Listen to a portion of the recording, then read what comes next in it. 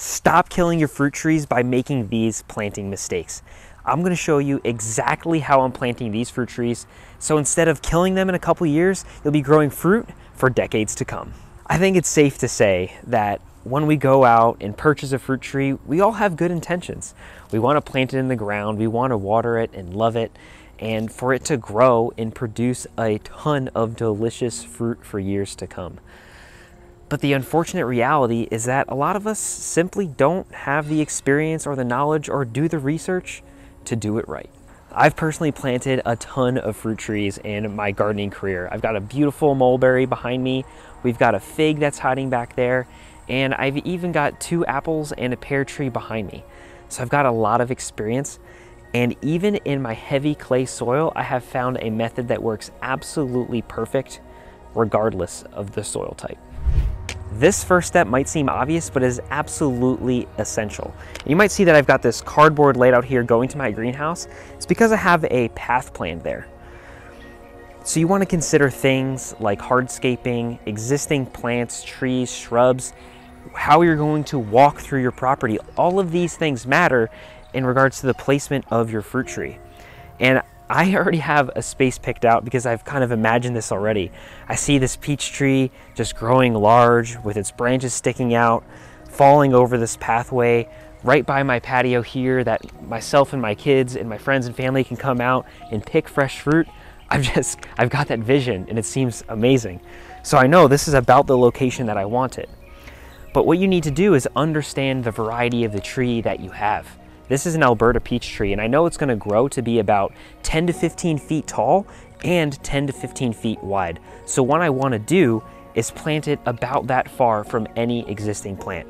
So I've got a mulberry tree over here, and that's exactly what I want to do. I want to measure out about 12 feet from the trunk of my mulberry tree to right where this is going to be right here. I've already measured it out.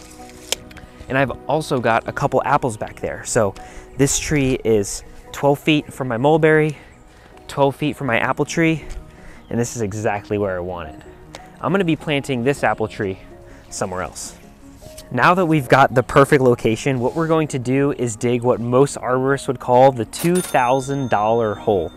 The reason why they call it that is because it's that important. You want to put all the energy and effort that you can into this step, because if you do it right, your tree is going to grow on and produce you fruit for dozens of years, 20 to 30 years in some cases. So it is literally worth thousands and thousands of dollars. But if you do this step wrong, it could set you back decades. So what we want to do is dig our hole about 2 to 3 times the size of the root ball. And the root ball is the pot that this tree has been growing in. And we have no idea how long this tree has been in here. And what we want to do is provide the tree amazing growing conditions as soon as we can so it could start to grow nice big roots and really fulfill the needs of the tree. My root ball here is about 14 inches wide. So 2 times that would be 28. And then we'll go another 14, which is about 42 inches. So this is how big I want my hole to be. And I'm just gonna lock my tape measure in right here, put that about center, doesn't have to be perfect. And we're just gonna go all the way around this tree. Now, we don't wanna make this hole too deep because right here is where the rootstock connects to the actual tree. For most fruit trees, we're not planting the original tree in the ground. The root is actually a different variety of tree that this preferred variety, in this case our Alberta tree, has been grafted onto.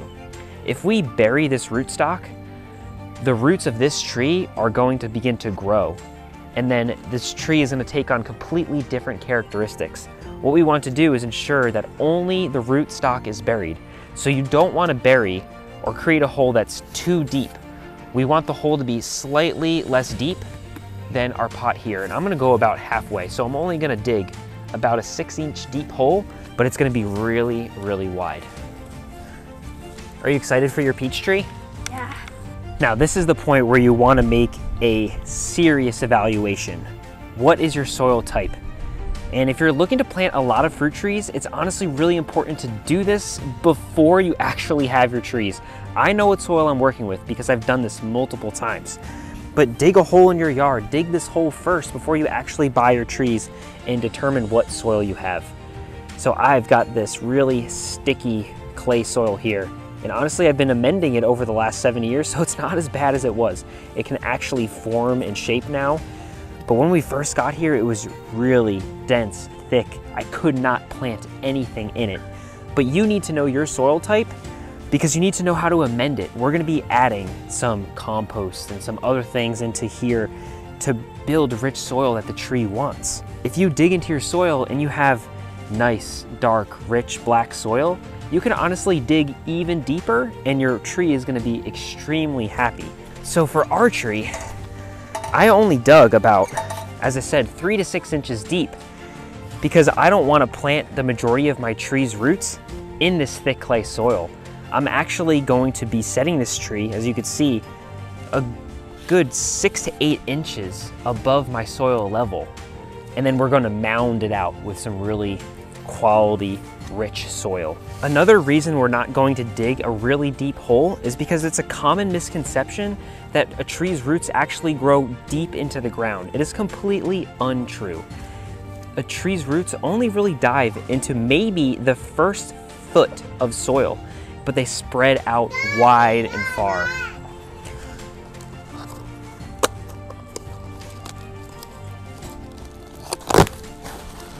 Now you don't need to be gentle taking this tree out of the root ball because we're gonna disrupt these roots on purpose anyway. So just get it out of this container. Oh man. Yeah, it's not great, but it's not terrible. So we wanna do, so you could see all of these roots just spiraling around, spiraling around.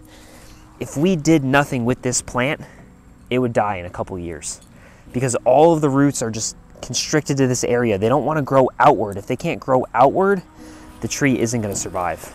So the first thing that I'm going to do is really get in here and scratch up these roots, really disturb this. And you can see them already starting to stick out. But we really want to break this up a lot. And are we doing a little bit of damage to the roots? Yes. But they're going to grow back stronger, wider, larger. That's what we want. Let me show you another really good strategy to get these nice and loose. What I'm gonna do is use my hose and what arborists would call water spading. We're just gonna knock off all of the soil around these roots. Like, look at how much they've been exposed already. Like, yeah, these roots need a lot of work. Spray it all around. So I was working on these roots for, I don't know, about 5 minutes, and just these roots are really, really bad. This tree has been in this pot for a long time, and we just need to break these roots up. So if the roots are this bad, one, you could take a shovel and just go straight down and kind of shear these roots off, or a tool that I really like to use is the hori-hori knife, where I'm just gonna slip this under here like this and just cut the roots. So that way I can preserve most of them, and then they'll begin to like stick out and grow into that soil. So I'm just gonna go, there we go. See how it just did that? So we're just gonna grow all the way around here.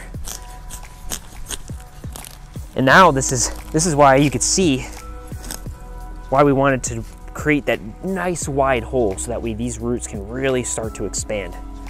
If you don't wanna deal with this, what you could do is purchase a bare root tree. What that means is the distributor, whoever's selling the trees, actually takes the tree out when it's in a dormant state and gets all of the soil off, so only the roots are left. And they're usually a lot smaller than this, and you don't have to go through this process at all because there's really no root ball. There's just that main root system that's there for you, and you can just stick it right in the ground and you're off to the races.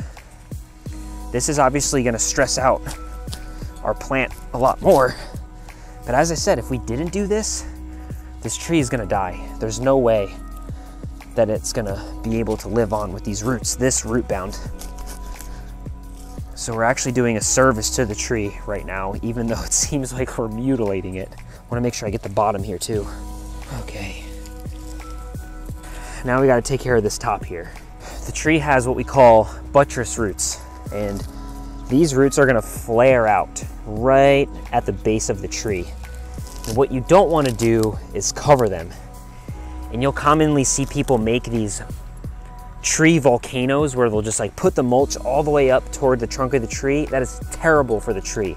If you have mulch like that, fix it. Pause the video, go do it right now, because it is not good for your tree. Your tree needs air and water to survive. And if you smother these buttress roots, which rely on air to breathe, you're setting your tree up for failure. So similar to what we did around the sides and the bottom, I'm pulling all of these roots up here and just spreading them out. And you can see there's a lot smaller roots up here, so this isn't gonna be as damaging, but we really wanna spread this out until we get these first roots. Here we go, here's these buttress roots. Look at that beautiful structure right there. That's what we wanna see. So I'm glad I actually took this extra effort to dig it out here, because there was just too much soil on top of this tree. This is a lot better. Oh, ladies, you're gonna come help mix this up for me? Get in here. Am I doing a good job? Yeah. Now before we do anything else, I want to get this root ball positioned in about the middle of our hole. So that way these roots have equal opportunity to spread out in all directions. Now you can see again why we made this hole so large, so that way we could take these roots, spread them out, and really build up that soil so it has tons of enriched soil around it to really grow nice and strong. Now before I do anything else, I'm going to inoculate my tree's roots with mycorrhizae. This is a fungus that creates a symbiotic relationship between the tree's roots and all of the life that lives in the soil, to help bring it moisture and nutrients, which is going to help it grow and also significantly reduce transplant shock. So this isn't a 100% necessary step, but I have seen significant benefits in all of my plants in my garden, my trees, my shrubs, when I use mycorrhizae at the time of planting. Now we're ready to begin adding our soil and our amendments.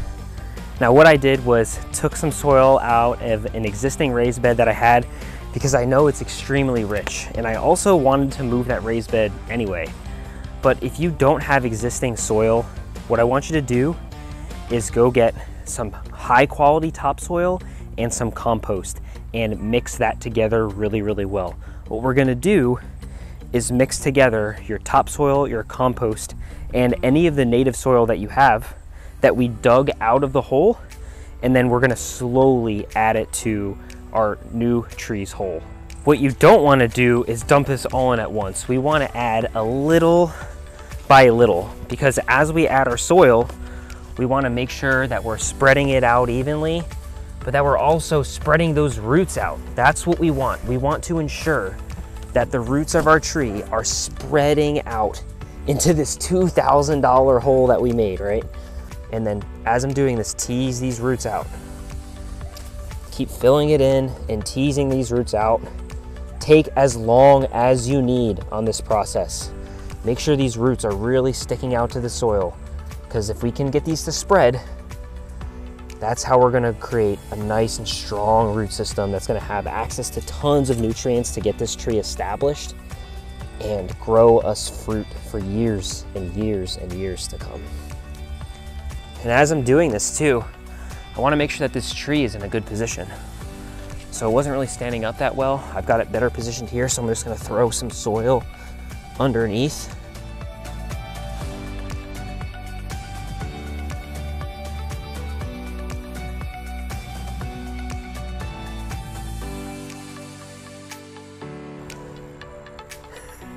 Now that I've got this root ball mostly covered, I want to really slope this soil down and create that nice mound I was talking about before. So we had the top of our root ball here, I just covered. It's all right, we'll make sure that we don't cover these buttress roots. But This is essentially the top of our root ball here, and we want this to be a slow descend down because we did plant this tree above the grade of the soil. That's what we want, to get those roots to spread out in this new high quality soil. And putting this on top and even spreading it out into my grass here is gonna help amend the existing soil as well and give the tree a better chance of sending out its roots. But over the first year of its life, this tree's roots are gonna really start to fill up this hole, and as they get stronger, they'll be able to push out into that thicker clay soil and also start to change it as well. Now I wanted to water this tree really, really well. We did a lot of trauma to the roots. They're exposed to air. We're settling them in new soil. So we want all of these things to just relax and start to find its new home. Doing this too is going to allow the soil to settle, see if there's any roots sticking out that we need to cover and add more soil. So you can see it almost looks flat now. I know I got some shadow going on this camera, but the mound almost looks flat, which is good. We want a nice slow grade to meet that hole, but we do have some roots that are sticking up here still. So that's exactly why I'm watering this. I'm gonna water it, probably walk away for 10-15 minutes, come back, see how it's settled, and then add a little bit more soil, and we're just gonna take this process nice and slow. It's the most important thing that you need to do. You do this right once, you get fruit for life. Now the very last thing that I'm gonna do is mulch this soil, because we just put a lot of effort into making this hole. And what we want to do is keep the roots as happy as possible. And providing a nice thick layer of mulch, like some leaves, is going to help protect the soil, maintain the soil temperature, retain moisture. All of these things are necessary to keep our roots happy. So I'm gonna these are some leaves that I found around the neighborhood. We're gonna put a nice thick layer on here. And an added benefit is as these leaves break down, they're going to continue to add organic matter and nutrients to our soil, which is going to feed the tree and also slowly change the soil around it to really keep this tree happy.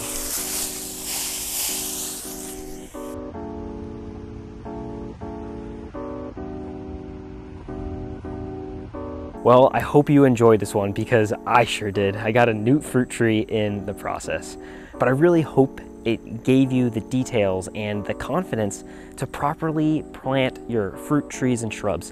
I know if you take these steps, you're going to have success, regardless of what you're planting. A peach tree, apple tree, pear, fig, blueberry, whatever it is, taking these steps, creating that $2,000 hole is what you need to do in order to keep your fruit tree happy and healthy.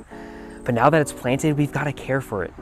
So make sure that you're getting out here every 2 to 3 days and watering your tree really, really deeply. Get those roots to spread out. We don't want to be watering it multiple times a day, every single day, because you might actually suffocate the tree's roots, drown it. But if you get out here every 2 to 3 days and really get a deep, deep water, which will force those roots to expand out and start to grow, that's what your tree needs. That's what your tree needs, a nice strong root system. And as things are progressing for me here now, from the fall into the winter, this soil is gonna stay warm. This tree is gonna start to grow dormant. It's not gonna be focusing all of its energy on growing leaves. It's gonna take all of that energy and focus it into growing those strong roots. And that's gonna cause an even stronger tree for me next year.